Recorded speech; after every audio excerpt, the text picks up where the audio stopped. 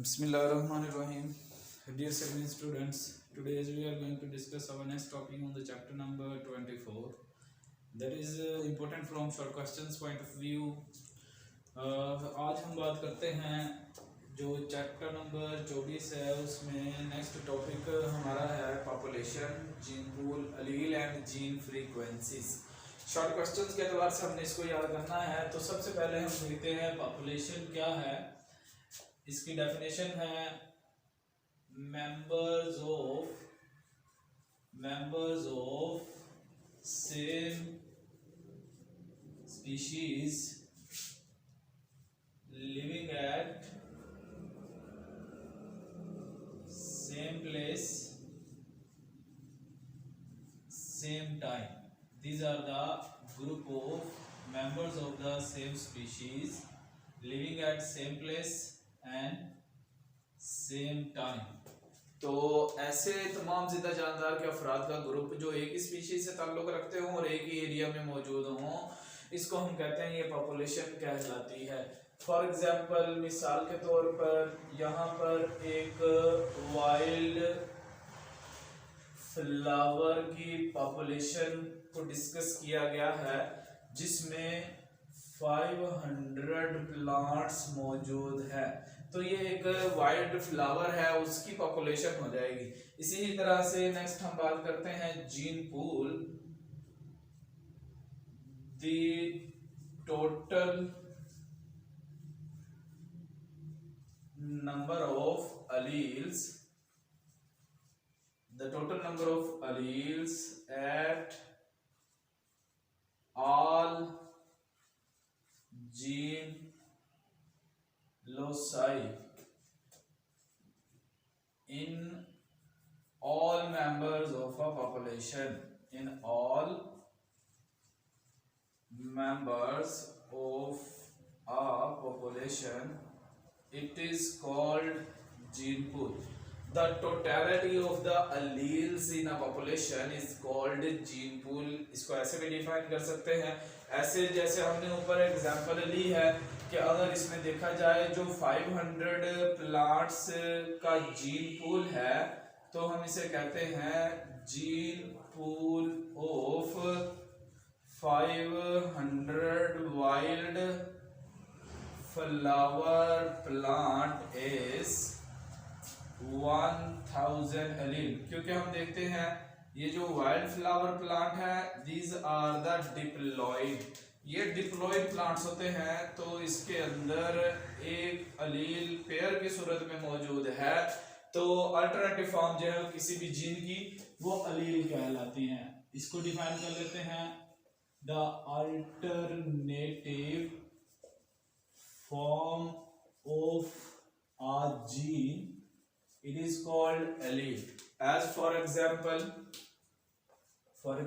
हम देखते हैं यही जो वाइल्ड फ्लावर प्लांट है इसमें एक जीन जो है वो फ्लावर का कलर पिंक प्रोड्यूस करता है और दूसरा उस फ्लावर का कलर वाइट प्रोड्यूस करता है।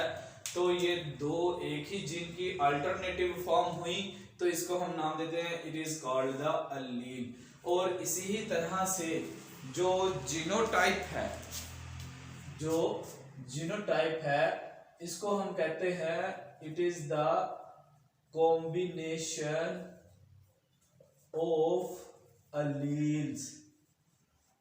ये किसी भी डिप्लॉइड इंडिविजुअल में जो जीन के कॉम्बिनेशन हैं उनको नाम दिया जाता है। हम तो आमतौर पर ये देखते हैं कि सपोज किया कि पिंक जीन जो है इसको हम कहते हैं it is the dominant and white allele it is the recessive. तो इसी ही तरह से पिंक के लिए हम सपोज किया डोमिनेंट के लिए पॉपुलेशन जेनेटिक्स में कैपिटल लेटर पी यूज किया जाता है और इसी तरह से रिसेसिव के लिए स्मॉल लेटर यूज करते हैं। सपोज किया हम ये क्यू यूज कर लेते हैं, या इसी ही तरह से आपकी बुक के अंदर जो एग्जांपल में दिया है इसको कैपिटल ए से रिप्रेजेंट किया है और इसको हम स्मॉल ए से रिप्रेजेंट करते हैं। तो अब जीनोटाइप में हम ये देखते हैं कि ये जो डिफरेंट कॉम्बिनेशन है, फॉर एग्जांपल अगर कोई इंडिविजुअल डिप्लॉयड है तो वो कैपिटल ए जीनोटाइप के साथ भी मौजूद हो सकता है, कैपिटल ए स्मॉल ए की जीनोटाइप के साथ भी मौजूद हो सकता है, स्मॉल ए कैपिटल ए और इसी तरह से स्मॉल ए की जीनोटाइप के साथ भी मौजूद होता है। अब हम देखते हैं कि ये जो तादाद है इस वाइल्ड फ्लावर प्लांट की पॉपुलेशन में जो होमोजाइगस डोमिनेंट है, इसको हम कहते हैं these are the homozygous dominant, और ऐसे ही जो नीचे दोनों आए हैं हम इन दोनों को कहते हैं these are the heterozygous dominant, यानी कि the alternative forms of alleles are different from one another, that allele that reside on one chromosome is different from the allele that is present on the other chromosome। और इसी तरह से हम इसको कहेंगे it is the smallest small a then it is the homozygous recessive allele। तो ये homozygous है, 4 डिफरेंट जीनोटाइप्स बनती हैं। और इसके बाद अगर हम बात करें कि जीनोटिपिक फ्रीक्वेंसीज से क्या मुराद है, हम देखते हैं number of individual of different genotypes in population या in gene pool। The number of different genotypes in gene pool is called the genotypic frequencies। अब देखिए फॉर एग्जांपल मिसाल के तौर पर हमारी बुक में जो एग्जांपल दी गई है, इन्होंने कहा कि जो कैपिटल ए वाले प्लांट्स है इनकी जो जीनोटाइप है, यानी ये वाले जो प्लांट्स हैं कुल तादाद में 500 में से 320 है। और इसी ही तरह से जो कैपिटल ए स्मॉल ए वाले समझ लें, ये स्मॉल ए कैपिटल ए वाले एक ही तरह की जो है वो फिनोटाइप प्रोड्यूस करते हैं, क्योंकि उनमें एक एक डोमिनेंट और एक एक रिसेसिव है। ये टोटल 160 हैं। और इसी ही तरह से देखा जाए जो स्मॉल है ए है, ये बनते हैं 20। तो इस तरह से टोटल ये प्लांट्स जो है ये बन जाते हैं 500। तो अब इनका जीन पूल बनता है 1000। लेकिन अगर हम इनमें से देखें तो जो तमाम के तमाम डोमिनेंट अलील है, तो ये डोमिनेंट अलील यहाँ पर कुल 400 बनते हैं। और इसी ही तरह से इसमें जो देखा जाए रिसेसिव अलील है, तो इन रिसेसिव अलील की कुल क्वांटिटी यहाँ पर जो है वो बनती है 100। तो अब इस तरह से देखें तो ये 400 कैसे है, ये 400 कॉम्बिनेशन है 320 जो डोमिनेंट इंडिविजुअल हैं, और इसी ही तरह से 160 में आधे जो है वो डोमिनेंट अलील है, आधे रिसेसिव है, यानी 80 यहां से आ गए। तो इस तरह से ये टोटल बन जाएगा 400।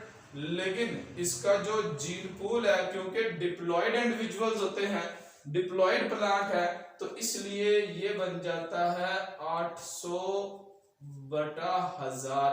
यानी अगर हम इसको परसेंटेज में निकालेंगे तो ये बन जाएगा 80%। और अगर इसको यूनिटी की वैल्यू में देखा जाएगा तो ये बनेगा 0.8। इसी ही तरह से जो हमारे पास रिसेसिव अलील की तादाद है ये हमारे पास बनते हैं। अब देखें रिसेसिव अलील आधे तो इधर है 160 में से, इसको हमने कहा ये टोटल 100 है। अब ये 100 देखिए कैसे बना है, इसमें 20 तो रिसेसिव अलील है और 80 इसमें से जो हेट्रोजाइगस डोमिनेंट में एक रिसेसिव एलील मौजूद है उसको हमने कैलकुलेट किया, तो इस तरह से ये टोटल बन गए 100। और क्योंकि ये डिप्लॉयड इंडिविजुअल्स हैं तो डिप्लॉयड इंडिविजुअल में तादाद जो है वो हम कहते हैं डबल होने की वजह से डिप्लॉयड 200 हो जाएगा over the total number of alleles are the gene pool, जिसको हम जीनोटाइपिक फ्रीक्वेंसी कहते हैं, the number of individual of the different genotype in population gene pool.